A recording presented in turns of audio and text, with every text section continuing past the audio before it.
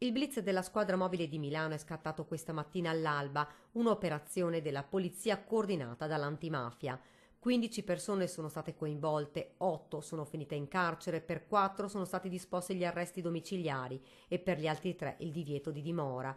Tutti sono ritenuti responsabili di reati ambientali, avendo gestito abusivamente 37.000 metri cubi di rifiuti. Le indagini erano partite dopo il vasto incendio che si è sviluppato lo scorso 14 di ottobre a Milano, in via Chiasserini.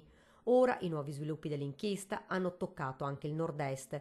Quasi 9.000 tonnellate di veleni sarebbero sotterrati nelle campagne tra Trecenta e Giacciano con Baruchella e ci sarebbe il rischio di nickel, cromo, piombo e cloruro nascosti nelle strade di ben 19 comuni polesani.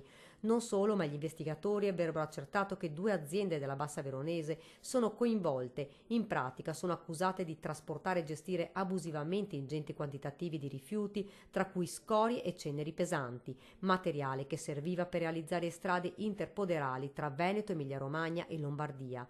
Le persone coinvolte, invece di far confluire rifiuti nelle discariche autorizzate o nei termovalorizzatori, gli intestatari di almeno 6 aziende abbandonavano i rifiuti all'interno di capannoni posti su terreni intestati o affittati, anche con il coinvolgimento di prestanome.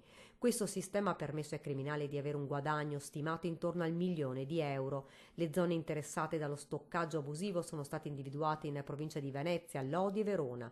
La polizia ha anche accertato che i rifiuti provenivano per buona parte dalle province di Salerno e Napoli.